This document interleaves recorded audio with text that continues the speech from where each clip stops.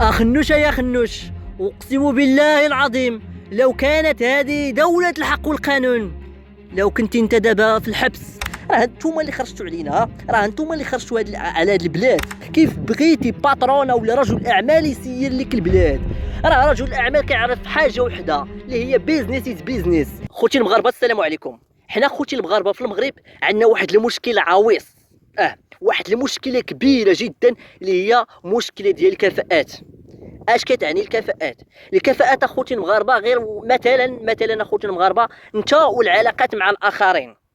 عندك واحد السيد في حياتك ولا واحد الشخص في حياتك، عطيتي ليه قيمه كبيره عليه ما كيستحقهاش، اوكي، كديروا في واحد المكانه اللي ما كيستحقهاش. يعني كاينه واحد الجمله كيقولوها الناس بزاف اللي هي الشخص المناسب في المكان المناسب. هذه الجمله هذه ما عندناش حنا في المروك كما كيقولوا خوتنا الجزائر، ما عندناش هذه الجمله هذه الا استثناء شي ناس قلال اللي كيستحقوا هذه الجمله هذه. اما اغلبيه ديال المراركه راه كتلقى السيد دكتور طبيب وما كيستحقش يكون طبيب، فهمتيني؟ استاذ ما كيستحقش يكون استاذ، المحامي ما كيستحقش يكون محامي. يعني حنا كنشوفوا شي وظيفه صافي فيها الفلوس كندخلوها واخا ما كيستحقوهاش. حتى في السياسه واش عباد الله ملي كتلقى واحد السيد ما كيعرفش حتى يكتب السميه ديالو وهو برلماني كيشد 4 مليون 3 مليون للشهر، هذه راه مصيبه. هذه راه ما كايناش في دوله وقيله في العالم الا في هذه البلاد هذه.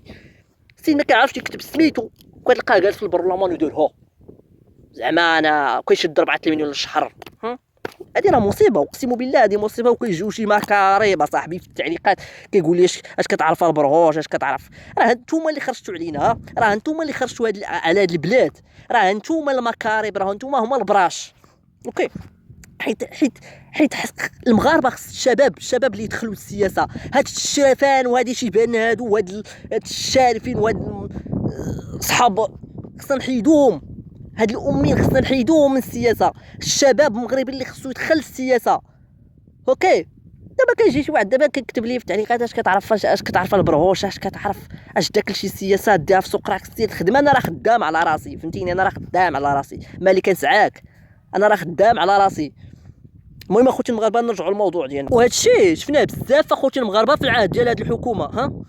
شفنا شي ناس لا علاقه بالسياسه ما عمرنا سمعنا بهم، ولاو وزاره، ولاو سياسيين كبار في البلاد. يعني اخوتي المغاربه عزيز اخنوش فين ما لقى شي صاحبه ولا شي واحد من العائله ديالو ولا شي صديق ديالو كيجيبو كيدير فيه وزير، كيجيبو كيولي وزير. فين ما لقى شي واحد كيجيبو كيولي وزير. او ناس ما عندهمش لا علاقه بالسياسه، ما فاهمينش كاع بالسياسه، ولاو وزاره ولاو الناس رجال اعمال. واش عباد الله رجل اعمال لا علاقه له بالسياسه؟ واحد كيفهم واش عرفوا شنو هي السياسه عباد الله؟ راه حنا تخربيقه صاحبي، راه السياسه مشكله عندنا في هذه البلاد، اقسم بالله العظيم. واش كتعرف واش كتعني السياسه؟ راه السياسه هو عمل بحال عمل الجمع، وهو عمل خيري او تطوعي عباد الله. حنا في المغرب كيفهموا بالسياسه غير بالفلوس. اي واحد بغى يدير الفلوس كيمشي للسياسه، كيتجه للسياسه. راه السياسه عباد الله راه عمل تطوعي. واش عرفوا شنو هو عمل تطوعي؟ يعني انت اللي خصك تخلص. يعني انت السياسه هي انك انت ما عجبكش واحد الحاله، واحد الوضعيه ديال البلاد ديالك، كتدخل كتخدم على قبل البلاد ديالك، على قبل تغير البلاد ديالك، على قبل تزيد البلاد ديالك للقدام، باش على قبل الفلوس باش دير الفيلات والعمارات والبروجيات. راه لا هاد الناس هادو راه لا علاقه لهم. هاد الناس حاليا اللي كيسيروا البلاد، هاد الوزاره اللي في هاد الحكومه لا علاقه لهم بالسياسه، باش نكونوا فاهمين.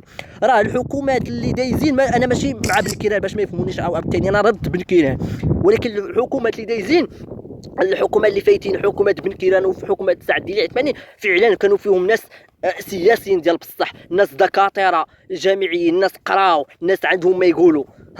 وهادو لا علاقه عباد الله. هادو اللي كاينين حاليا في الحكومه لا علاقه لهم، كلهم رجال اعمال وباترونه، اغلبيه فيهم غير رجال اعمال وباترونه. كيف بغيتي باترونه ولا رجل اعمال يسير لك البلاد؟ راه رجل الاعمال كيعرف حاجه وحده اللي هي بيزنس از بيزنس. يعني كيعرف غير المصالح ديالو. فيه الطمع، فيه الجشع. كيفاش بغيتي رجل اعمال يسير لك البلاد عباد الله؟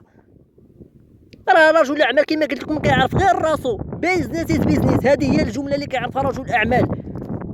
يعني اخوتي المغاربه كما قلت لكم، راه هاد الناس هادو كيعرفوا غير المصالح، وابسط مثال هي الصفقات. واش فراسكم اخوتي المغاربه باللي اخنوش رئيس الحكومه شد واحد الصفقه كبيره، هذيك الصفقه ديال تحليه المياه، اخنوش اللي شدها، وصحابو حتى هما هذاك وزير ديال الصحه حتى هو شد واحد الصفقه كبيره، يعني اغلبيه فيهم شدوا صفقات، يعني راه باينه النيه ديالهم بلي راه دخلوا للسياسه غير على قبل المصالح ديالهم، ماشي على قبل المصالح ديال البلاد وماشي على قبل التغيير ديال البلاد. اوكي، يعني هاد الناس اخوتي المغاربه راه كيعرفوا غير بيزنس از بيزنس. والسي عزيز اخنوش كيخرج نعم سيدي في قبه البرلمان وكيهددنا، اي نعم سيدي كيهدد الصحافه والسياسيين والمغاربه اللي مهتمين بالسياسه، كيقول لهم ما تبقاوش تحضيوني، ما تبقاوش غير قابليني، راه انا غنغرق البلاد. اي قال لكم راه غادي نغرق البلاد، حيت انا هو المحرك ديال الاقتصاد ديال البلاد، حيت انا هو اللي كنجيب الاستثمار للبلاد وكنجيب المستثمرين للبلاد. اي عزيز اخنوش كيهدد المغاربه في قبه البرلمان، وهذا الشيء راه كنسير بحثوا عليه في الانترنت. ومؤخرا نعم سيدي ناض كيهدد هذاك الرئيس ديال الجامعه ديال ايت بوغماز. ها علاش كتهدد فيه؟ علاش؟ اش دار؟ ولا حيت دار لكم فضيحه؟ اش دار السيد مسكين؟ اش دار السيد؟ فيه النفس على البلاد ديالو وخرج ودار مظاهره. السيد خرج باش يدوي على الحقوق ديالو وعلى الحقوق ديال القبيله ديالو، وناض السي عزيز اخنوش وكيهدد فيه.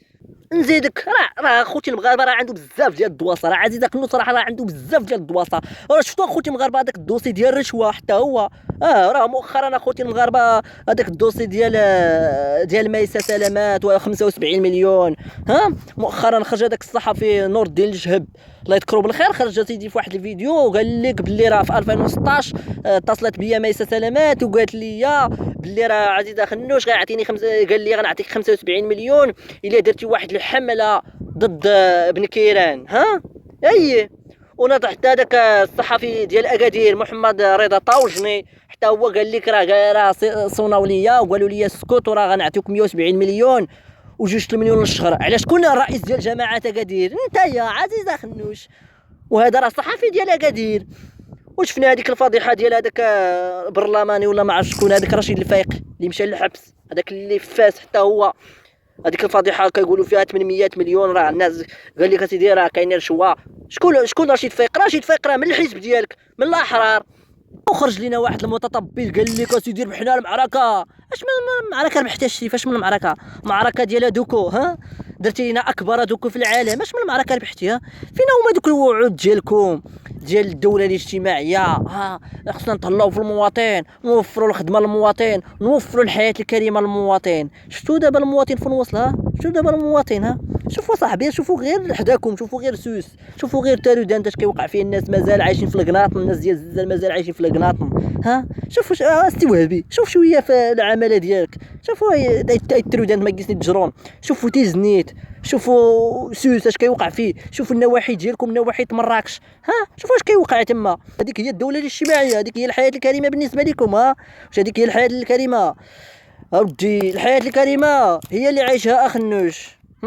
هي اللي عايشها اخنوش. دابا هو اليوم مسافر وتبرع مع راساته في ايطاليا، اما المواطن المغربي معذب ومعذب. هي مواطن مغربي مكرفص وصلت فيه العظم. مواطن مغربي معذبين. وشوف وايت بوغماز اللي ما عندهمش طرقان، ما عندهمش سبيطارات، ما عندهمش غير مثال. اما المغرب العامي كامل كيعاني، لا سبيطارات لا خدمه لا والو، والشباب كيحرق والبنات كيبيعوا اللحم ديالهم. وشوفوا عباد الله الشعب اش كيوقع فيه، وبركه من الكذوب وبركه من النفاق والتزويق، وعطيونا اتساع وبركه من سرقه مال العام. راكم عيقتوا. امتى هاد الشعب غادي يفيق؟ امتى هاد الشعب غادي يفيق وغادي يوعى؟ وختاما اخوتي المغاربه غادي نقول واحد الجمله اللي قالها المناضل الاسد الريف. اخنوش يا خنوش، اقسم بالله العظيم لو كانت هذه دولة الحق والقانون، لو كنت انت دابا في الحبس. يا سي اخنوش، كل كانت هذه دولة الحق والقانون، كل كنت انت دابا غادي تمشي للحبس. هذا ما قاله ناصر الزفسافي.